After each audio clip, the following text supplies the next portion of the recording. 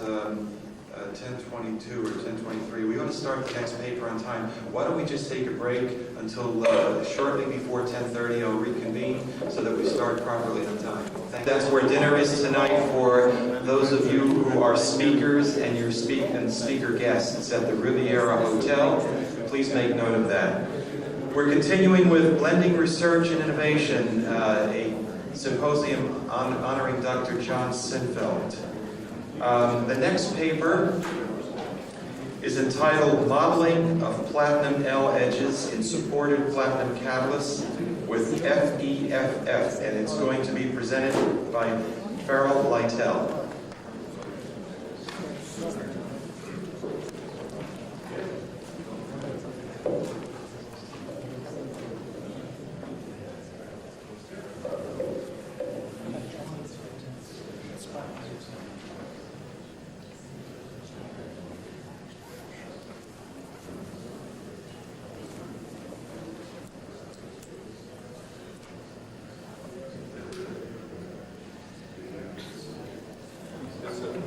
Pleasure to speak at this symposium honoring John. John and Grayson and I go back quite a long ways. I was trying to remember the first year we began collaborating. It was 74, John remembers, and I think I'm obligated to tell a John Sinfeld story. But my first experience at co-authoring a paper with John, I drafted the XAS part of the paper, and John put it together. And usually with a co-author, they trust your references at least.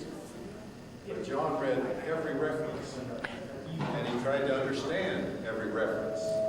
And those that he didn't understand, he says, I just got Bob to read them and explain them to me. And I said, Bob who? He said, Bob Schriefer.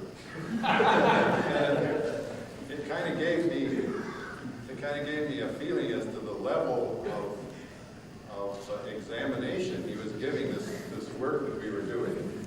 I've given special thanks to some scientists I've had the pleasure of collaborating with in learning how to use FEFF, and to Bob Grigor, my collaborator, longtime collaborator at Boeing, who actually found some calculations we've done similar to this 20 years ago, and particularly to John Rare, who is the continuing director of this FEFF series of programs, and I'll tell you what FEFF means a little later on. Looking at some of our gray hair, the ages of some of us in the audience, perhaps we ought to, in our acknowledgments, list some of our attending physicians. Our cardiologists, whatever. Maybe not all of us are cognizant of what we're doing, but we're absorbing X-rays. We use a synchrotron as an X-ray source, monochromatize it. We monitor the incident intensity. We have a sample and various kinds of detectors. The state of the art has grown considerably since we began this work, and I'm using in this paper 20-year-old data that we collaborated in taking.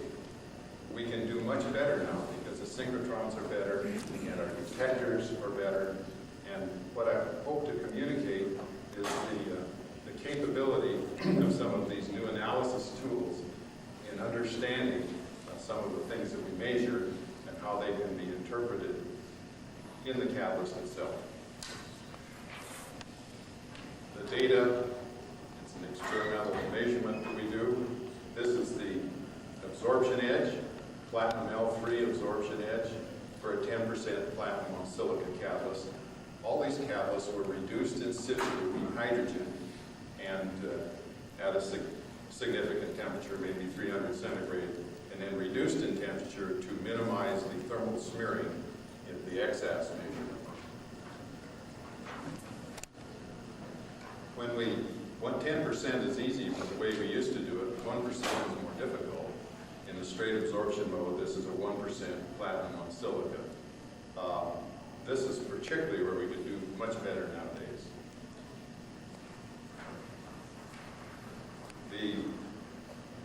absorption curve is decomposed into the smooth part and the oscillatory part, and this shows what the platinum L-edge X-AFS looks like when you weight it by k². All these wiggles then are caused by, we interpret them in light of a model in which the X-ray photon ejects a photoelectron from the absorbing atom, which expands a series of spherical wave fronts and is backscattered by surrounding atoms. And this backscattering overlaps the initial state. The initial state, final state overlap causes these absorption modifications in the absorption minimum and maximum. The power of the new modeling tools allows us to calculate not just a single scattering pattern, but the multiple scattering in which the wave scatters from this one to this one to this one or whatever, and then gets back to it. And so the scattering distance, instead of just being along the long distance, is actually the sum of all of these distances. And we'll see examples where this is significant and important. The equation, which we'll just put up to look at the major components, it has in it the coordination number divided by the bond distance squared. This damps out the wiggles from the more distant atoms rather quickly. And so you just see primarily the first neighbor, and the more distant neighbors become much, much weaker. This F is the scattering factor from the particular atom that's doing the scattering, and FEFF means effective. It's the effective scattering factor.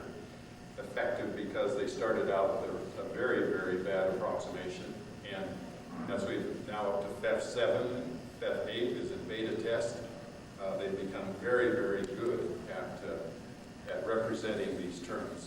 So they're very accurate in modeling. A disordered term, which turns out to be a very important part, a variable in the X-AFS.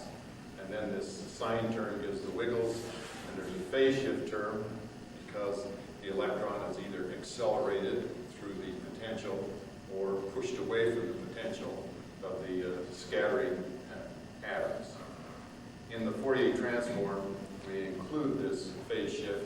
What this does is gives us our Fourier transform peaks, which are not broadened by this phase shift term, and it gives them the correct distance. The phase shift can be, for these kind of atoms like platinum, a fairly complicated term, and if it was linear, all of the peaks would not be broadened, at least, they'd just be shifted. But because it has this structure in it, it convolves this kind of structure into the shape of the peak. So including this in the Fourier transform makes the analysis more simple. And this is what a Fourier transform looks like. This is actually a FEFF model. I included 7 coordination spheres. The absorbing atom is at the center, at the origin, the first neighbors, 12, 6, 24, 12, I forgot. Anyhow, the 6th one is right here. It's only 8 atoms, quite small, and 7 is 48 atoms. So you see how they damp down in amplitude.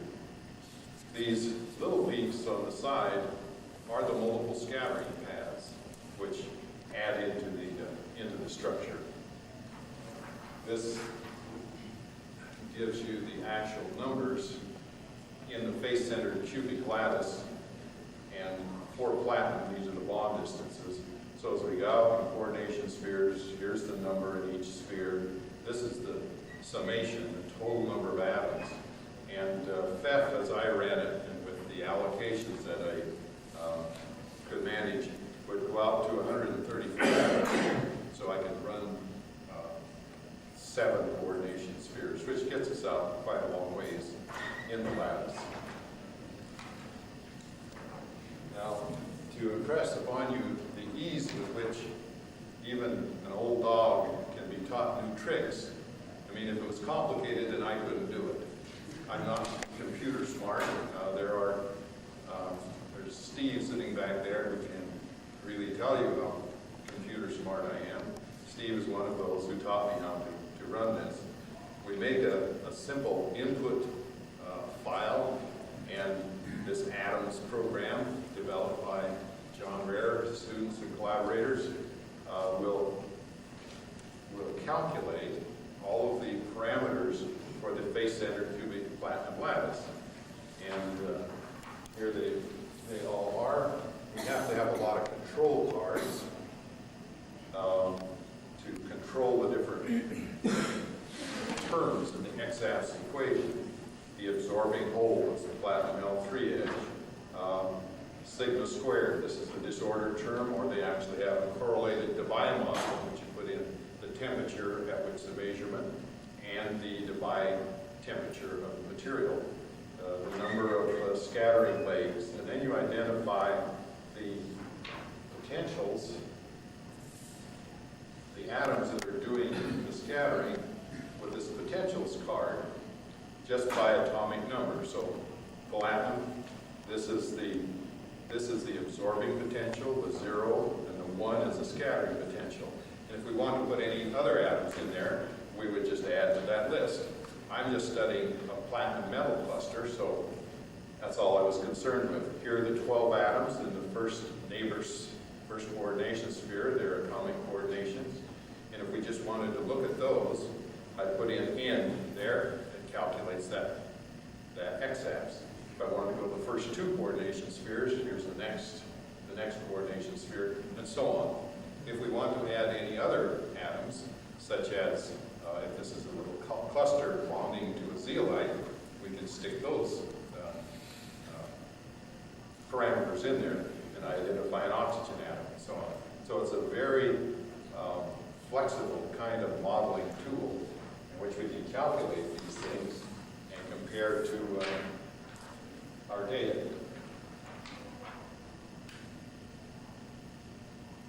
The results is a big long table which we'll look at in graphical form, but some of these terms are interesting.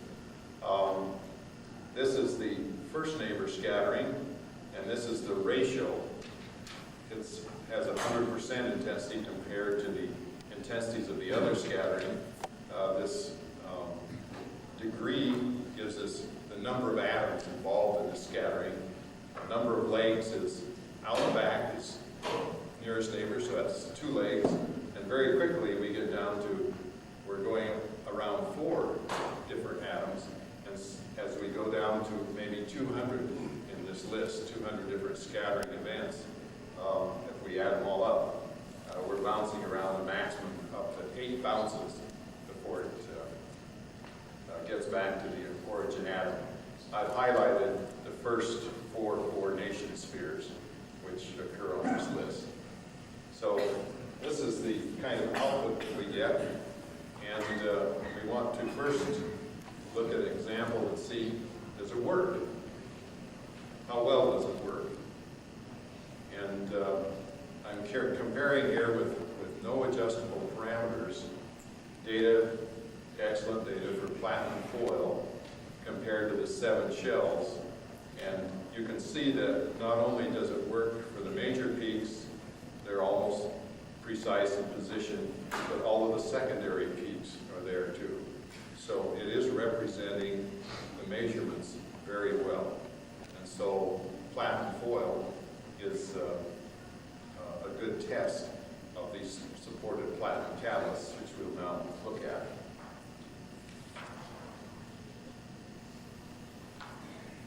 As we constructed different sizes of platinum clusters, this shows the curve, the first shell. And let's look at the first shell, but there are significant intensities out here at these long distances, and this is because of the multiple scattering bouncing around the 12 neighbors. And so we do get significant peaks out here. We'll look at those blown up a little bit in a minute. And then 2 shells, 3 shells, and so on. I've just terminated each one as we went out in the lattice. And the previous curve 7-shell model compared to the platinum foil. If we look at just that first shell and we multiply the intensity by r squared, I haven't put that, it should be a times r squared here. Now we blow it up and we see that some of these peaks coincide with the actual positions of coordination spheres in the lattice. So just because you get a small peak doesn't always mean that you have two neighbors or neighbors out this far. It can be just multiple scattering around one coordination sphere. The actual location of these different neighbors within the unit cell of a face-centered cubic lattice is shown here. The first neighbor is the center of the face and the unit cube and so on, 3, 4. And we see that 4 we have a special case in that the scattering has to go through an intervening atom. And the effect of the potential of this atom is a focusing effect. It actually focuses the wave so that these atoms show up extra large. And we'll see that in a later curve. That the fourth shell neighbors, although there are only 12 of them, show up as high or higher than 24, and it's because of this focusing effect. So this forward multiple scattering can be fairly large. It's also a clue. It can tell us whether we have an atom at the second shell position. And this shows up right here. What we've done is, I think that electron microscopy data early on showed that many of these platinum clusters were in the form of thin little plates on these kind of supports that we're looking at. And we presumed that they were probably 111, or maybe there was electron diffraction data, that they were oriented 111. So let's model this as just the atoms in the 111 plane, single layer thick. And we start with the simplest is 6 near neighbor atoms. And then we go out in the 111 plane. And so there are 6 plus 6, and it's 6 plus 6 plus 6. And this takes care of all atoms in that structure. And the thing we notice is that comparing now to this is a set of 7 atoms, all planes. There are no atoms in this second shell position. In the face-centered cubic lattice, those are above and below the plane, and so they don't appear. And this is a very diagnostic peak. It tells us, it allows us to identify catalysts where we have spheres, second neighbor's presence, or where we have 111 planes, no second neighbor's presence. Very, very sharp diagnostic peak. This is the peak of the fourth coordination sphere, which is actually focused, its intensity is increased by the presence of these second neighbor atoms. So that's another clue, is do we have an extra big peak out there? If we do, and we have this peak present also, then that's a very good clue that we have a spherical kind of thing. If it's small and this is missing, then that shows us we have more 111 plane type structures. And so we modeled this out this is the first 6, this is the next 6, next 6. So we modeled it out that far for the 111 type plane. And that structure is shown here. Here's the arrangement of atoms in the 111 plane. And you see that there aren't any second neighbor. The normal second neighbors in the face-centered cubic lattice. The third, but this fourth neighbor atom is focused. We have this focus. Now let's look at some data compared with these models. This is some of the 20-year-old data, the Fourier transforms. And what I've used here is, I ought to back up a moment. For the phase shift in all of these, I've used a single scattering phase shift calculated with an earlier version of FEFF, and that was the curve that I showed you, to give us these nice sharp Fourier transforms. With multiple scattering paths, that phase shift is not correct because it bounces around so many times. You get a much different multiple scattering phase shift. But it's not possible to apply that in a simple transform like this to every different path.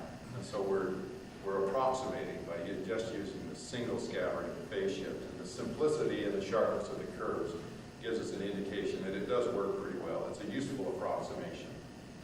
Now we're looking at the data, and I have used, and I'll show you on the next slide, I've used the single scattering parameters to fit the coordination sphere, the first coordination sphere data. We use some Fourier filtering to just select that peak, and then we'll fit this data to the x-axis equation to evaluate what is the coordination number, what is the disorder. And for these catalysts, this is the average coordination number, 10, 10, and 8, as we go from 10%, 1%, to 0.5%. So we get very large changes in peak intensity, but the coordination number doesn't change very much. The large factor here, the big change, is the disorder term. And it turns out to have a significant effect in how well our models fit the data. So here are the platinum metal was used as a standard. There's one adjustable parameter, this so-called effective scattering term, S0 squared. And if I set that at 0.9, then I get a coordination number of 12, which it should be. Then I'd use that in the rest of my fits. And so here's the data for this series of catalysts we're looking at. These 3 platinum on silica and platinum on aluminum and platinum on titanium. This apparent change in bond distance, if you'll note, it correlates with this increasing disorder term, which is quite small for the platinum metal. It gets bigger as we go down through the series of catalysts. And this bond distance just has to do between the correlation and the coupling between the disorder term and the amplitude term, the coordination number term. The bond distance is really the same for all of them. If I applied a correction to my fitting, that would have fallen out. All right, let's look at our data compared with what I've found to be the best model to the data. And the coordination spheres are indicated by the arrows. This is the 10% data, and if I go out 6 shells, my peaks are there, and you'll notice that the catalyst data is significantly lower, although all the peaks are in the right place. The reason for the lower peaks has to do because the model calculates the pattern around the origin atom, and the measurement averages the average coordination number of all these clusters. And so the atom at the center has full coordination, but coordination number 1 for the atom out on the edge is much smaller. And so it's a fairly complicated model to calculate what that is. And we've done that for some of these, and I'll show you what they are. But the effect of it is to make these peaks become smaller compared with the model. This kind of coding could be built into these models, and we could do a little more fitting to make this more accurate, but that's beyond my computer capability. Maybe I can get somebody to collaborate with me and help me do that. But what we notice here is that we have a big, strong second neighbor peak that shouts spherical. This is a spherical particle. This peak, which would be shadowed by this one, is also large. That tells us it's spherical also. And it goes out about 6 shells before we lose it. This would be where the 7th shell would be. So that tells us how big it is. And thank you. So that tells us quite a lot about that particular particle. If we do this averaging, which I mentioned, if we average for each coordination sphere what it would be out for 5 shells, this is what it averages out to. So that you can see that Coordination number 12 was just reduced to 10, but 6 to 4, and by the time we get out here to coordination number 5, the average for coordination number 5 in a 5-shell cluster has been reduced to 7. So this is the factor which brings down these peaks. And the reason that we're getting as good an agreement as we are is because the disorder term has more effect on these peak heights than does the coordination number term. That just has to be an artifact of this data. Let's look at the 1% platinum on silica. We have here a fairly significant peak for the 111 peak, not too big, and this peak is down. Both of those are saying that, well, it isn't all spherical, it isn't all planar, and the best kind of fit I could get is something like this, where I've got 75% rafts and 25% a 5-shell cluster when we run out of peaks out here. So that gives me the size of the thing and a mix of shapes. Let's go to the 0.5% data. I'm really straining to get this data when we took it, and the noise level shows it here. And so this second neighbor peak, it's in the noise. It doesn't appear to be there. And so this peak is small, so it says that it's almost all rafts. So it's 90% 111 planes in the rafts, just a little bit of this spherical component. But the size of it is about as large as the 1%. Now we look at the rest of the catalysts compared to this 1% platinum on silica. Again, their coordination numbers indicated obtained by fitting, single shell or single scattering fitting. And once again, it's the large disordered term that's bringing down these peaks compared with what we'd expect for the same disordered term. And we can see in here that on some of these, we're missing all of our second neighbor peak. Here's the fits to that data. Here we have an example where we have a strong second neighbor peak that shouts spherical particles, and I can fit it with a 5-shell model. And with this last catalyst, 2% platinum on aluminum. The second neighbor peak, if it's there, it's lost in the noise. This peak is very, very low. Both of these shout to us that this is 111 type morphology. And what's more, some of the particles were very small. It looked like they were just the near neighbors in the 111 plane. And so I mixed the 111s, the 6 nearest neighbors, and the next 6 nearest neighbors to get this kind of a fit. And it tells us also the size of the cluster. Now, say again? All right, I'm ready. This is my concluding slide. We have, these are the sizes, and this is the mix that we've been talking about. And I'm going to leave this on the slide here with the permission of many of my collaborators. Some years ago, we put all of our old data out on the web. And this has turned out to be a useful resource to many people who are beginning in this field. Thank you very much.